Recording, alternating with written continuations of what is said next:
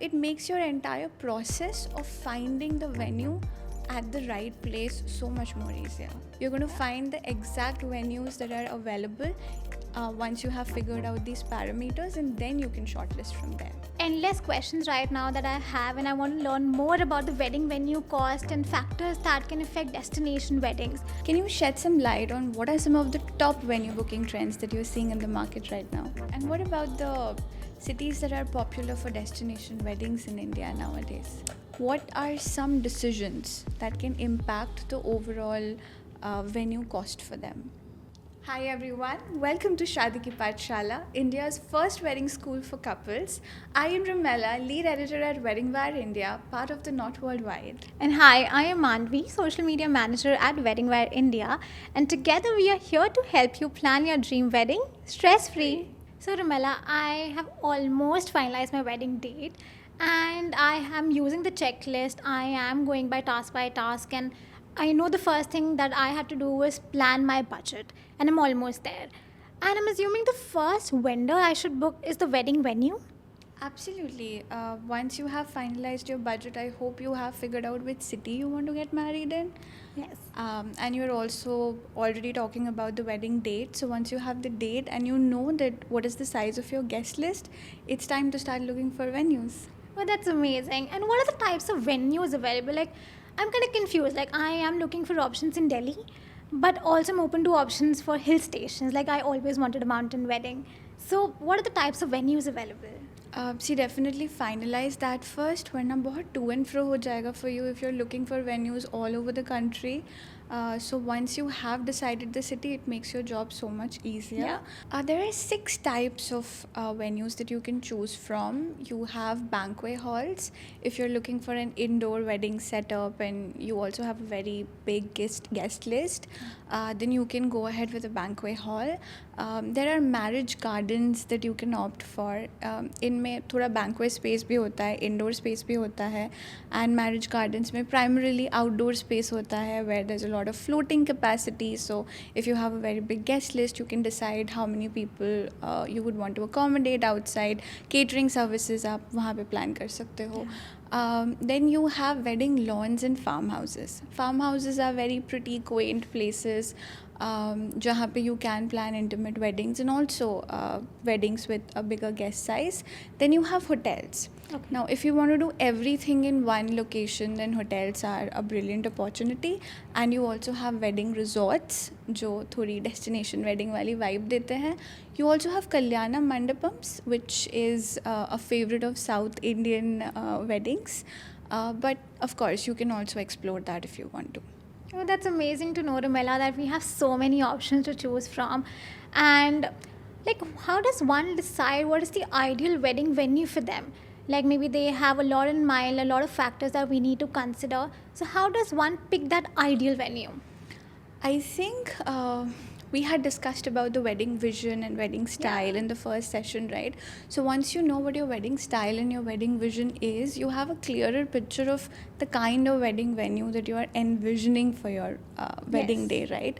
So that is step number 1. पहले तो आप वो decide कर लो. Once you have decided that, then it's going to make your life easier in terms of choosing what kind of a wedding venue should really go with my theme. Like I said, banquets are great if you want to do separate events in separate venues. So you can actually book multiple banquets, अलग-अलग events के लिए, like mehendi and haldi somewhere. You can book a banquet that accommodates more people for your wedding day, for example. Again, if you want to do an indoor versus outdoor mixture for your events, then go for a marriage garden. Okay. And you can also opt for a farmhouse if you want to take people to a beautiful house, and वहाँ पे accommodation is available for your close ones only.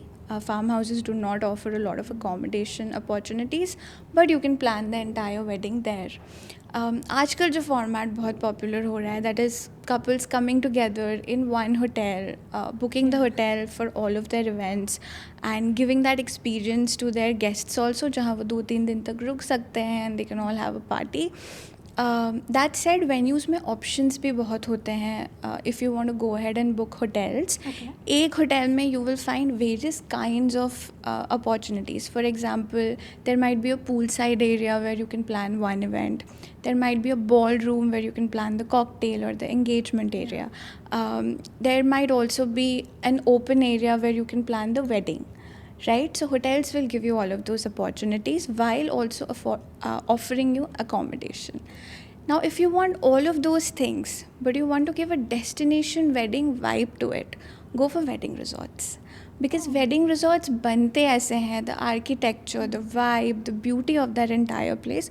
हो सकता है you are choosing a resort that is within drivable distance from your city, maybe 300 to 500 kilometers. So it's not like a destination where you need to take a flight or train, but you will still drive to that place. All of your guests will be there, and you're going to have this whole vibe of that place for the whole event. And resorts are perfect if you want that vibe. I love the idea of wedding resorts, like you mentioned, like giving a destination wedding feel, but near your place. And I think that is something that I have a vision for, and I'm sure a lot of couple will take inspiration from this. Rumela, so there's so many wedding venues available on Wedding Wire India. How do I pick the right one for myself, and how can I make the process easy? See, all you have to do is go to the marketplace, select venues. Like I said earlier, decide what kind of venue do you want to opt for. You might still be processing and deciding, तो आप options देख सकते हो. You can choose a resort, you can choose a wedding lawn, farmhouse, etc. Once you have decided the type, you get all of these filters on the website. Okay. So you can literally choose आपका guest list कितना है, what is the number of people that you need to accommodate in this wedding venue.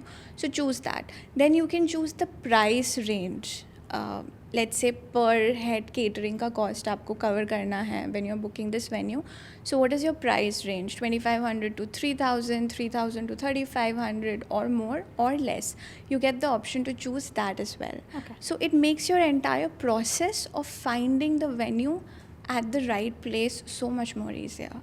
Wow, so I don't have to visit like multiple, say 20, 30 venues every weekend with my parents to shortlist the one? No, not at all. Gone are the days. You don't have to do that. All you need to do is figure out your city, like the destination that I have mentioned to you quite a few times, because that's very important. Then you have to figure out the price range that you would want to cover, the type of venue that you're looking for, and the guest list size. That's all. You're going to find the exact venues that are available once you have figured out these parameters, and then you can shortlist from there. Well, that's amazing, Rumela. And I feel that there are endless questions right now that I have, and I want to learn more about the wedding venue cost and factors that can affect destination weddings. So, do you have anybody in mind that can help me answer all these questions? Absolutely, I do. And I love that you're asking these questions. And this is so amazing because so many of our couples who are watching this episode can actually benefit from this. Yeah. I would love to invite Binsi Sharma, Head of Sales of Wedding Wire India, part of the Knot Worldwide, to now talk about all of these essential venue booking decisions. Binsi, thank you so much for making time to join us today. You are our guest faculty of the episode, and we are talking all things venue booking in this episode. Thank you so much for having me, Rumela. I love that you are able to come here and give us your expert advice. You are the head of sales for Wedding Wire India, so you're looking at all of the venue booking trends up close and personally, and you've seen all of the changes that have happened over the years. Can you shed some light on what are some of the top venue booking trends that you're seeing in the market right now? Absolutely, Rumela. We are in a time and age today where, pandemic is long gone. Post-pandemic, we have revived from that as well. So we are seeing a lot of trends in the coming season. Let me start with the outdoor wedding space, right? People are opting for a lot of outdoor weddings, something with a picturesque background, rustic scenes, your beach weddings, your outdoor setting, garden weddings. So that's something that's coming up again and again. We still have some lingering effects of, intimate weddings. People have realized that, they can do a wedding with a guest size of 100, 200 as of today as well. We also see a lot of couples are looking at sustainable options, right? Looking at the current environmental, situation we are at, people are also looking at personalized options, while in terms of gifting, having a certain space at the venue. Another interesting thing is tech-enabled venues. Today there are a lot of people that are connected through technology, where people might not be able to attend a wedding, but they still would want to see it. So people are opting for a lot of tech-enabled platforms. Another interesting thing is all-in-one venues, where people want all of their wedding functions to be done under one roof, right? You have the bride, the groom, everyone coming together. That's something interesting that's coming up as well. We also see destination wedding happening a lot. India, with such a picturesque, background landscapes that we have in India, we see a lot of people opting for destinations like Delhi, Goa, Udaipur. People are moving there. I love that you mentioned destination weddings. Do you think the demand for destination weddings has increased after PM Modi's push around Wed in India? We also see a lot of NRIs coming back to India to get married in all of these beautiful picturesque places. We also see people move in from the metro, moving out to your hill stations, cities like Kurg, Kasauli, all of this. And we also seen that this has generated a lot of employment for people in these smaller towns. So the push has been really, really, being appreciated in places like these. You mentioned NRIs are coming back to India. I love that. So they're coming here to plan their weddings in India, although they're living abroad. So they want the culture to be like absolutely perfect when they're planning their weddings. And do you think there's more demand around royal palaces, heritage venues, etc., for these kind of couples? Absolutely. See, Romella, we are Indians at the end of the day, and everyone likes a fairy tale wedding, right? So we do see a lot of people opting for palaces, these heritage sites where they can, create their own fairy tale, story. So people are moving towards, places like Rajasthan. In fact, down south as well, you have, a lot of options opening up here in India. Like Mahabalipuram in Yeah. South India.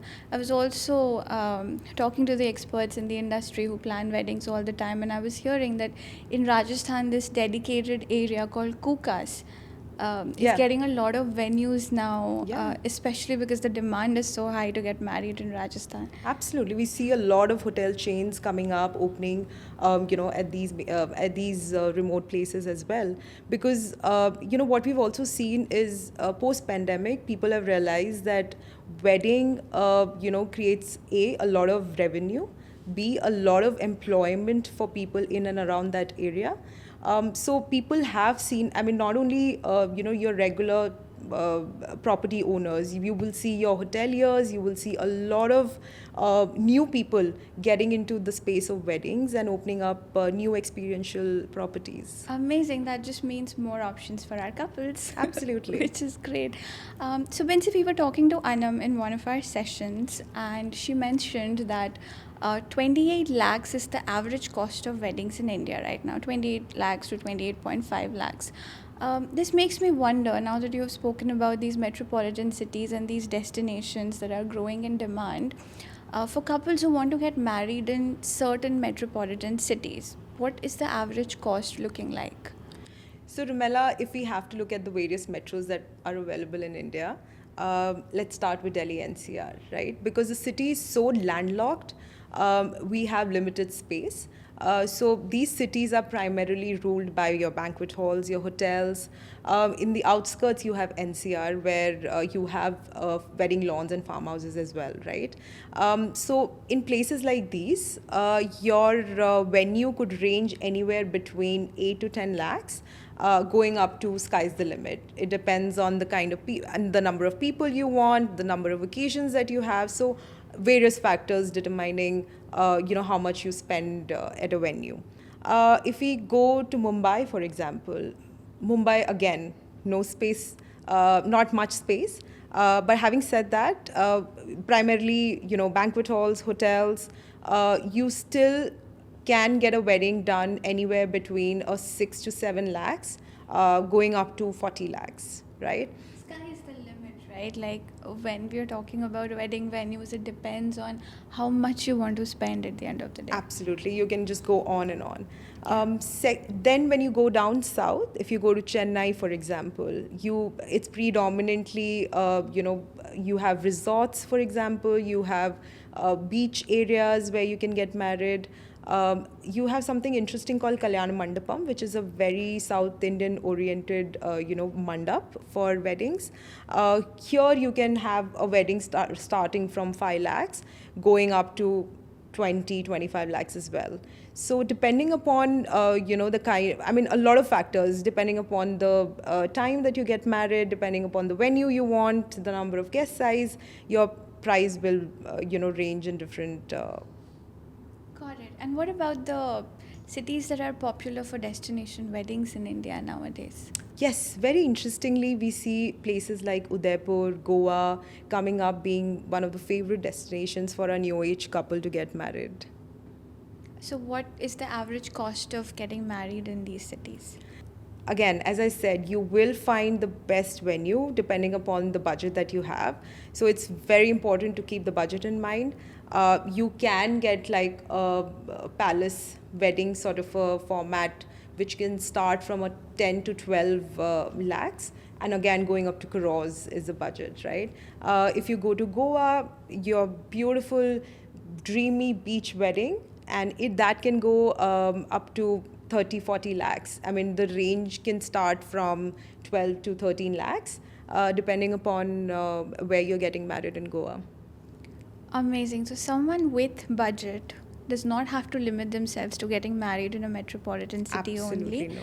They can go ahead and plan a destination wedding in various cities in Rajasthan, or find a beach resort in Goa, or any other places like Lakshadweep Islands or Andaman and Nicobar, right? Yes, for sure. Amazing, amazing. You mentioned somewhere in between during this discussion a few factors that can influence the venue cost. I think if we could go into the detailing of that, it's going to be super helpful for our couples to know what are some decisions that can impact the overall venue cost for them.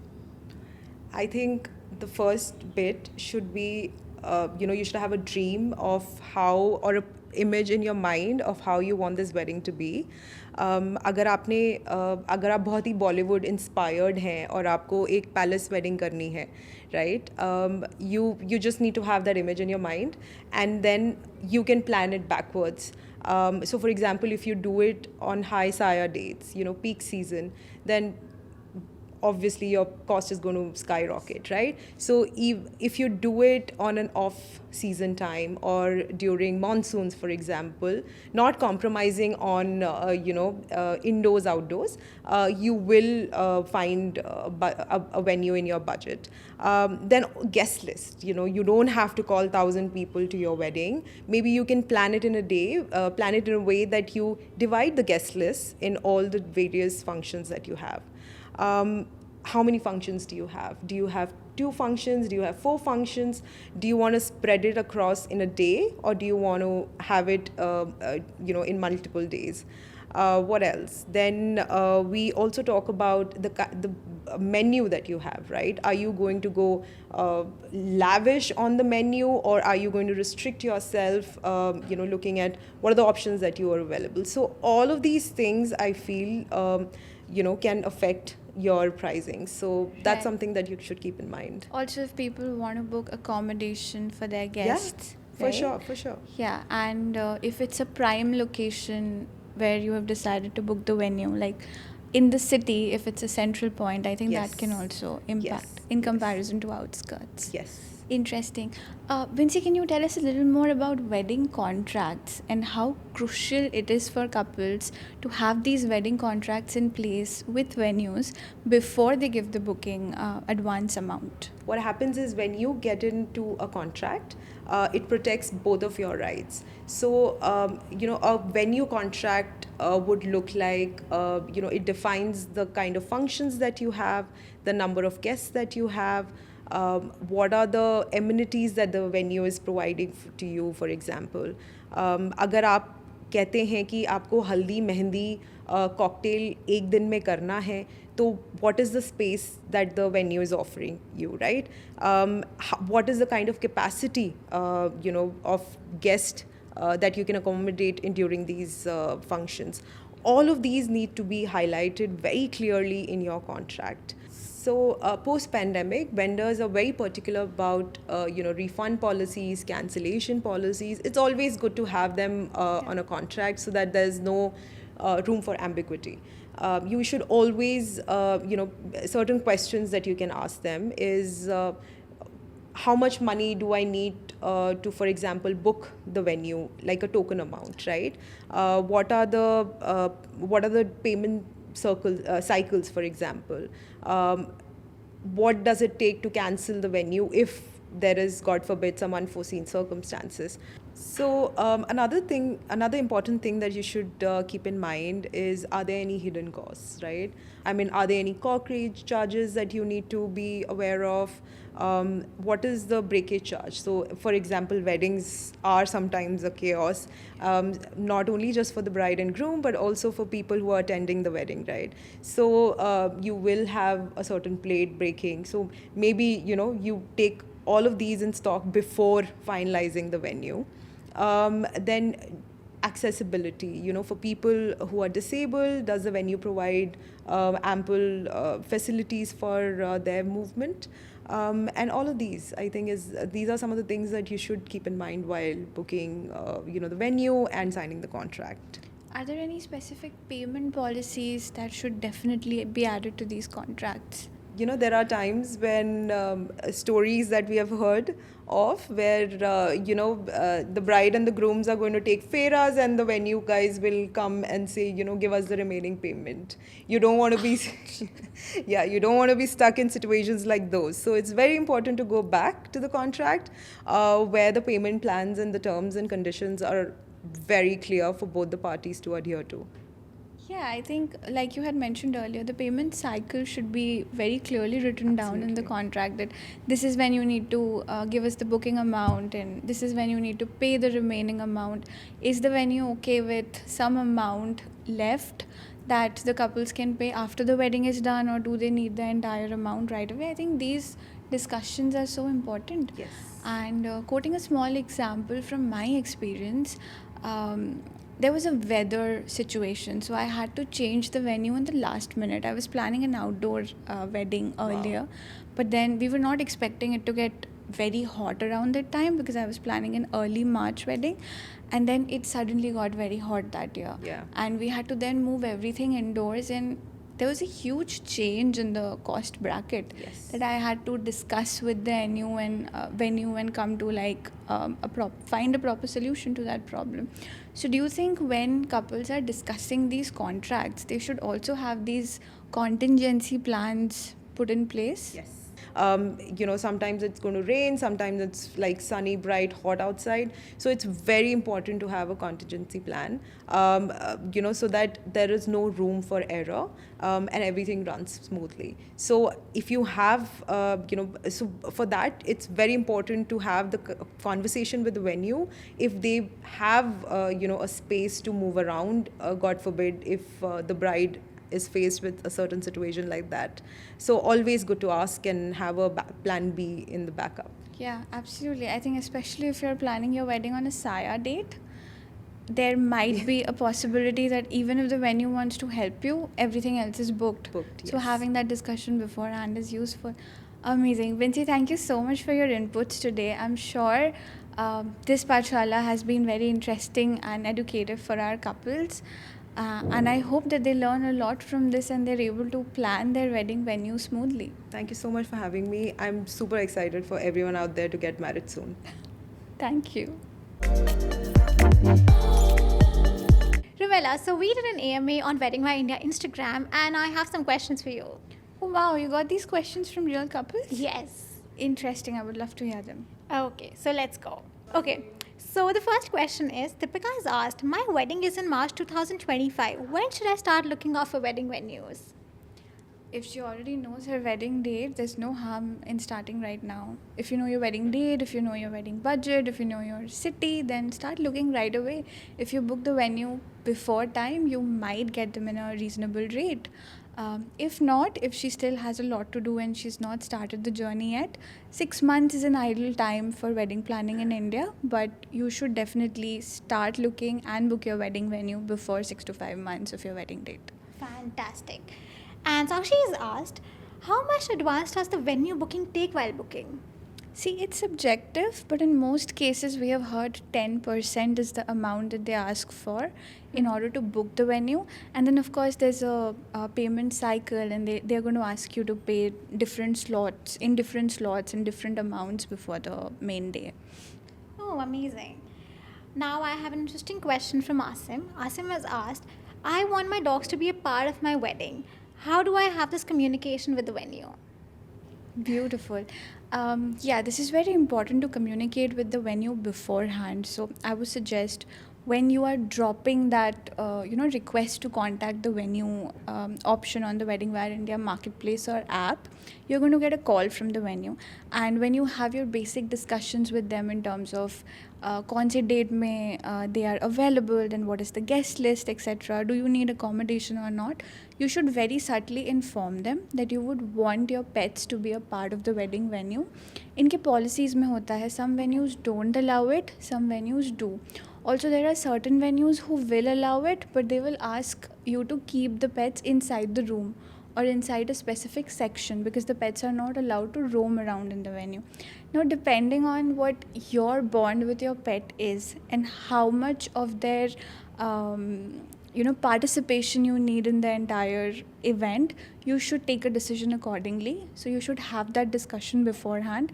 If they say ki yes, pets are allowed, then you should ask them that are they allowed in different areas of the venue? Can they come to the wedding functions because I want them to be there? If you want your pet to be your ring bearer, for example, you should definitely ask this beforehand. If they specifically say no, we can only allow them within the room, then you should take a decision accordingly. Fantastic. I think Asim, I had the same question and we both got the answers. And we got so many questions, but this will be the last question that I want to ask you. So Rishi has asked, at my wedding venue, per plate is mentioned. Does per plate include the venue rental cost? See, it depends. Like, for example, if a venue can accommodate up to 600 to 1000 people, but your guest list is smaller, like it's 300 to 500, then the venue might also ask for an additional cost. But this depends from venue to venue. It also depends on what your package looks like. Like if you are taking a lot of rooms from them, if you are doing a 2 to 3 day event and you have decided to do all of your events in the same venue, then you might get some concessions also, and you should be able to discuss this when you are putting the contract together and when you are finalizing all of the details. Make sure kuch last minute surprises na ho. Like for example, if your wedding guest list that you have discussed on an average is somewhere between 250 to 300 and you feel कि उसमें cut downs हो सकते हैं and it might come down एक significant number cut हो सकता है, have those discussions with venues beforehand, because if you're taking the catering services from them as well, आपका अगर guest list cut down होता है, then price per plate will also go down, and that is when it's a huge loss for them. So they will want to figure it out with a venue rental amount. Amazing. Thank you so much, Rumela, for answering all these questions, and it was super helpful. I'm glad you found this helpful. I hope everyone who's listening to this video and watching this episode finds this helpful too. Venue is a very important decision, and we must take this decision as soon as possible with all the information that has been shared with them here.